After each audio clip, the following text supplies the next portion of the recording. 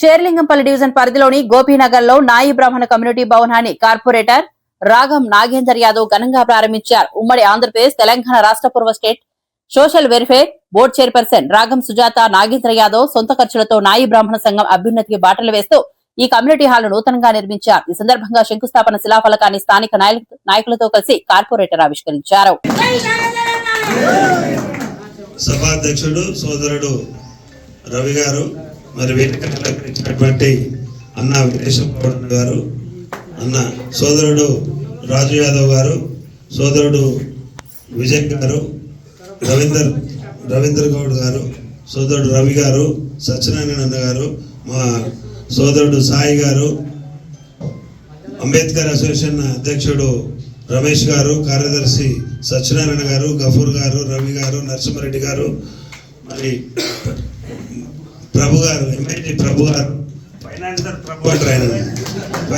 ప్రభు గారు, జనార్దన్ గారు, సోదరిమణి మా అక్క రాజేశ్వరమ్మ గారు, శ్రీకళమ్మ గారు, ఝాన్సీ గారు, ముంతాజమ్మ గారు, నరసింహ గారు, వేదిక ముందున్నటువంటి సోదరులందరికీ కూడా నా యొక్క నమస్సుమాంజలు తెలియజేస్తూ, ముఖ్యంగా రవి 2009లో రవి ఎలక్ట్ అయిండు ప్రెసిడెంట్గా. అప్పుడు మన జనార్దన్ కూడా ఉందనుకుంటా అందులో. ఆ రోజు నుంచి అందరు లీడర్ల దగ్గరికి తిరుగుతుర్రు. 20 సంవత్సరాలు అయిందనుకుంటా ఇది అసోసియేషన్ పెట్టి. 25 సంవత్సరాల క్రితం అసోసియేషన్ పెట్టిర్రు, నాయి బ్రాహ్మణ సంక్షేమ సంఘం అని చెప్పి. మరి ఆ రోజు నుంచి ఈ రోజు దాకా తిరుగుతూ ఉండరు. నాకు ఒక 20 రోజుల క్రితం అంతకుముందు ఒకసారి వచ్చిండ్రు, ఫార్మల్గా వచ్చి కలిసిండ్రు, చూద్దామని చెప్పిన, అవకాశం వచ్చినప్పుడు చూద్దామని చెప్పిన. నాకు 25 రోజుల క్రితం వీరేశం అన్న ఫోన్ చేసిండు, మీరు అక్కడికి వెళ్ళిండ్రు అన్న ఫోన్ చేసిండు ఇంతకుముందు చెప్పినట్టుగా. సరే ఏదో ఒకటి చూద్దాం లేనా, రమ్మనండి, ట్యూస్డేలో చూస్తుంటారు కదా, రమ్మనండి మాట్లాడదామని చెప్పిన. దాని ప్రకారంగానే సరే 10వ తారీఖు ఈ నేను కార్పొరేటర్ పదవి 10 సంవత్సరాల నుంచి పనిచేస్తా ఉన్నా. ఈ 10వ తారీఖు లాస్ట్ డే, ఈ టర్మ్లో ఈ 5 సంవత్సరాల్లో లాస్ట్ డే 10వ తారీఖు. ఆ లోపల చేసుకునేటట్టుగా చూడమని చెప్తే ఇవాళ మొన్న అనుకున్నారు, కొద్దిగా అసంపూర్తిగా ఉన్నా కానీ ఈరోజే పెట్టేసారు. సో ఏదైతే ఉంది మీ చిరకాల కాంక్ష నెరవేర్చే దిశగా నేను ముందుకొచ్చిన. మరి స్లాబ్ వేయించిన, ఆల్రెడీ నేను ఇది కట్టించిన, ఇంకా మిగతా ఏమున్నాయో మనం ఒకసారి మాట్లాడి ఏ రకంగా చేసుకుందాం అనేది చేద్దాం. మరి రాబోయే రోజుల్లో అంబేద్కర్ భవన్లో ఏ రకంగా మరి కార్యక్రమాలు జరుగుతున్నాయో మీరు చూస్తుంటారు, రేపు రాబోయే రోజుల్లో కూడా చూస్తారు. వాళ్ళు చక్కగా లైబ్రరీ నడిపిస్తున్నారు. మరి మన భవన ప్రారంభోత్సవానికి ఇచ్చేసిన గౌరవ కార్పొరేటర్ సోదరుడు రాగం నాగేంద్ర యాదవ్ గారు, అలాగే సోదరుడు రాజు యాదవ్ గారు, అలాగే సోదరుడు విజయ్ గారు, తమ్ముడు రవి, ఇక్కడ వార్డు మెంబర్ శ్రీకళ గారు, రాజేశ్వరక్క గారు, మిగతా అమ్మ ఇవి కూడా అక్కడే ముంతాజ్ అక్క గారు, ఇక్కడున్న మిగతా సోదరులు, మీ ఎక్స్ ప్రెసిడెంట్ రవికుమార్ గారు, అంతా అన్నలు సోదరులు.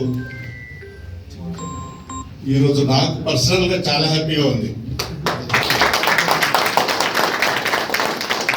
ఎందుకంటే ఎన్నో చాలా ఇప్పుడు బీసీలలో వెనుకబడిన కులం మనమందరం దాదాపు. అందులో ఇంకా కొంచెం ఎక్కువ వెనుకబడ్డ వాళ్ళు మా సోదరులు మీరు. జనరల్గా మనం ఏముంటుందంటే కొన్ని కులాలకు ఒక ప్రాతినిధ్యం ఉంటుంది, కొన్ని కులాల నుంచి వాయిస్ గట్టి ఉంటుంది, కొన్ని కులాలు ఆర్థికంగా బలంగా ఉంటారు, కొన్ని కులాల్లో వాళ్ళకు సహాయం అవసరం ఉంటుంది. ఆ అవసరమైన వాళ్ళే మనమందరం. కాబట్టి మా సోదరుడు కూడా దాదాపు ఎవరికి అవసరమో వాళ్ళకు సాయం చేద్దామని మెంటాలిటీ ఉన్న వ్యక్తి.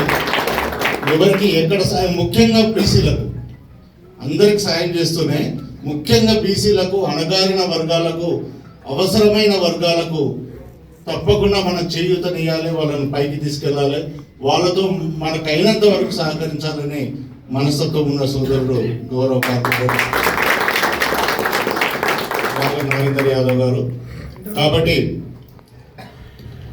ఈ సమయం మీకు చాలా తక్కువ సమయంలో మీరు ఎన్నో రోజులు అది కృషి చేస్తున్నారు, చాలా పోరాటం చేసినారు, నిరాశలో నిస్సృహలో ఆ లీడర్ చేయడు ఈ లీడర్ చేయడు అనే ఆలోచనకు వచ్చి ప్రతి లీడర్ను, అంటే జనరల్గా మీ స్థానంలో మేమన్నా అదే ఉంటుంది, ఏం చేయకపోతే ఎందుకు, మమ్మల్ని పట్టించుకోవాలి కదా, మా మాట వినాలి కదా, ఇన్ని సంవత్సరాల సంది మేము ప్రయత్నం చేస్తున్నాము అనే ఒక ఆక్రోశంలో, ఆవేదనలో మనం కలిసిన సందర్భం చాలా అది శుభగడి అనుకుంటానండి.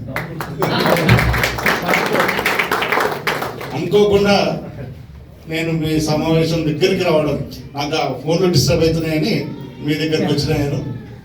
మీరు మీ ఆవేదన చూసి వెంబడే నేను అట్లా కాదు, నేను నాగేందర్ యాదవ్ గారు టైం తీసుకుంటా, మాట్లాడదామని చాలా షార్ట్ పీరియడ్ మనకి జరిగింది, టైం తీసుకుంటా, మీరు పొరపాటు పడుతున్నారు, మనం తప్పకుండా మీ సమస్య పరిష్కారం చేస్తారని చెప్పి అక్కడి నుంచే మీ ముందరనే స్పీకర్ పెట్టి మాట్లాడితే ఒక్క నిమిషం, ఒక్క సెకండ్ కూడా ఆలోచన చేయకుండా లేదన్నా చేద్దాం, మనం చేద్దాం, మనం చేస్తున్నాం, అంతే చేస్తున్నాం, వాళ్ళని రేపు మంగళవారం రమ్మను మాట్లాడదాం, మనం ఈ సమస్య పరిష్కారం చేద్దాం అన్నాడు. అట్లాగే అదే రకంగా మీరు ఆ తర్వాత మీరు అప్రోచ్ అయ్యారు. సరే మనం ఆలోచన 1, 2, 3 ఇట్లా ఆలోచనలు చేసినా ఏది కాకపోతే ఈ బిల్డింగ్ ఆల్రెడీ మొత్తం కన్స్ట్రక్షన్ చేసి ఇంకా కొంత ఖర్చు పెట్టుకుంటే అయిపోయేది, దీనికి మొత్తం ఖర్చు వారిదే. అంటే మీకు రెడీమేడ్గా తయారు చేసి ఇచ్చేసారు. కాబట్టి మీ ఆశయాలు ఏమున్నాయి,